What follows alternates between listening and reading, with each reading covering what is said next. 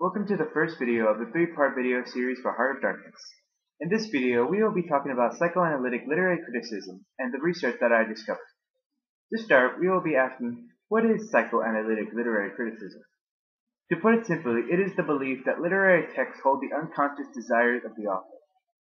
Another way of putting this is that the texts are like dreams, and these dreams unleash the unconsciousness of the author, and they write it down whether they know it or not. It can be within their characters or setting, plot, any of those elements within literature. Another example that we can use for TLC is Hamlet. When Shakespeare wrote Hamlet, you would ask, what was Shakespeare thinking when he created these characters? Why did he make the plot the way it was? Did he have some kind of grudge against someone? Why did he develop Hamlet the way he did? Why did he develop Gertrude the way he did? These are questions that you would ask when researching psychoanalytic literary criticism. Now that we have an idea of what psychoanalytic literary criticism is, we will begin with our first psychologist, Sigmund Freud, and what he has to offer in psychoanalytic literary criticism. Sigmund. Now, we will be talking about our first and probably most important psychologist in psychoanalytic literary criticism, Sigmund Freud. What Sigmund Freud did is that he would talk to people in a way of type of a hypnosis in order to understand their subconsciousness and try to help with their neurosis. Now, what neurosis is inner emotional conflicts, such as sadness or anger. People may sometimes feel anger or depression for no apparent reason, and they don't understand. What Sigmund Freud tried to do is that he would have them talk to them and try to figure out what inner emotions may be causing this sadness or anger. Now, from earlier we mentioned that the dreams are like texts. Well, in dreams we have all these visions of things that we do not understand. Well, Sigmund Freud believed that these visions usually relate to us in some way from some inner emotional feeling. Sometimes authors are said to write down these inner feelings onto their text, whether they know it or not, which is why this is what comes from the belief of psychoanalytic literary criticism. Now, Sigmund Freud also came up with three parts of the subconscious: the id, the ego, and the superego. The id is basically our desires. You can imagine them as like the little devil on the side of your shoulder telling you to do all these things that you really probably shouldn't do. Your ego is basically your inner conscience and basically your moral aspect. It keeps the ego, the id, at bay. So like, hey, the id will be like, hey, let's do this, but you're like, no, let's not now. And now, the superego. The superego is basically your main moral side. It prevents the id and enforces the moral code onto the ego so that you can do what's right or you can follow your desires from the id. Another theory that Sigmund Freud came up with is the Oedipus complex. Like in the book Oedipus Rex, written by Sophocles, where Oedipus killed his father and married his mother. This basically relates to that, which is hence the name Oedipus. It involves the child's need for the parents. And as they mature, they realize that they cannot become the main focus of the mother, primarily. This results in a rage against the father and a desire to possess the mother, which is the same thing that happened to Oedipus as he killed his father and married his own mom and became king. In girls, this is different. Instead, it goes the other way around, where she will be envious of the mother and wish to possess the father. Where in guys, it is the other way, where they get against the father and try to marry the mother. Next, we will be talking about Carl Jung in the next part. Stay tuned. Okay, we will now be talking about our second psychologist who has contributed to psychoanalytic literary criticism, Carl Jung.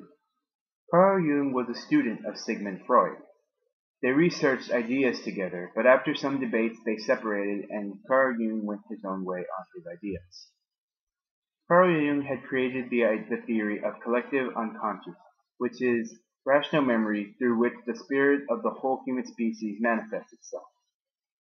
Carl Jung also believed that dreams are a way of communicating with our unconscious.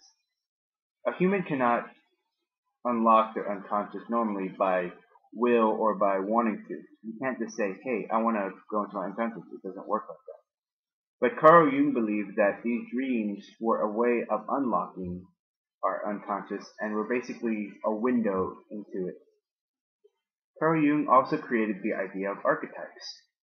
As we mentioned earlier, sometimes we dream of things such as visions that we may or may not understand at the time. Carl Jung created the idea of these archetypes and believed that these visions that we see are things that really relate to us going on in our real life and tell us whether we need to change or not, or what we really feel about something. Some examples of Carl Jung's archetypes include the divine child. The divine child is basically the true self, your true self in its purest form. Another example of Carl Jung's archetype is the wise old man or woman. This is basically the helper in the dream and is usually represented by a parent or a guardian. What they primarily do is just offer guidance to the dreamer and really just help them go into the right direction. Now we will be talking about Karen Horney in the next part. We will now be talking about our final psychologist, Karen Horney, and what she has done to contribute to psychoanalytic literary criticism. Karen Horney has here created her own theory of neurotics and is probably one of the best that we have today. In her theory of neurotics, she created 3 types of coping mechanisms: compliance, aggression, and withdrawal. In compliance, she created the need for affection and approval, the need for a partner, and the need to simplify life. In the need for affection and approval, she believed that people like to please others and be liked by them. And the need for a partner, it believed that everyone desires to have a partner and wishes to share their life with that person. And the need for a simpler life, it's theorized that everyone likes to simplify their life when their lives get too stressful.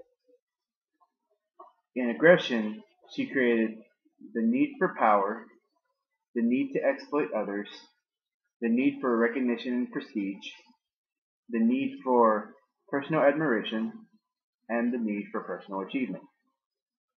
In the need for power, she theorized that everyone desires strength, but the neurotic can make it too great and it can result in something more disastrous. In the need to exploit others, it's basically believed that we enjoy having an effect on others, but the neurotics can make it too great and can result in the manipulation of others.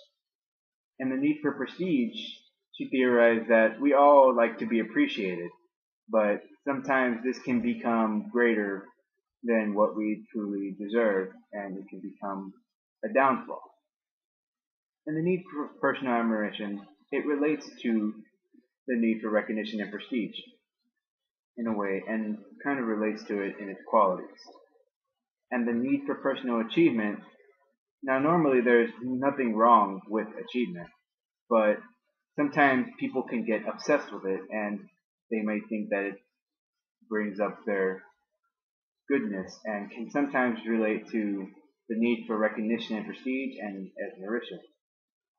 And within withdrawal, she created the need for self-sufficiency and independence and the need for perfection and unaccessibility. And the need for sufficiency and independence, she believes that everyone who desires to be independent from others and they like to be refused to not receive help from others. And in the need for perfection and accessibility, she believes that people desire to become better and better at life and make themselves up to perfection. This is This coping mechanism is Karen Horney's biggest help in psychoanalytic literary criticism because it helps in theorizing what authors were thinking of at the time and what desires could have possibly manipulated them to write the way they did. Well, this is the end of this part of the three-part video project. I will see you next time on part 2, where we will be talking about the thesis of our Heart of Darkness. Thank you.